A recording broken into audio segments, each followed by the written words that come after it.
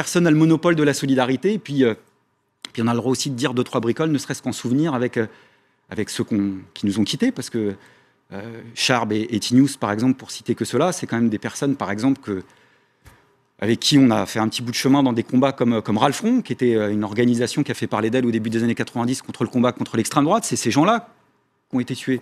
Alors bon, moi, je n'étais pas d'accord sur tout avec leur une. J'ai eu l'occasion de leur dire. Voilà, c'est aussi ça, la liberté d'expression. La dernière fois que j'ai croisé Tinius, il y a quelques semaines, on a reparlé de ça. Parce qu'en effet... Vous pensez quoi, qu'il foutait de l'huile sur le feu? Je pense qu'il on ne mélange pas ses rires avec n'importe qui. Et que je connaissais leur propension à mettre toutes les religions dans le même panier. Hein. Mais voilà, il y a une situation politique qu'on ne peut pas faire comme si elle n'existait pas.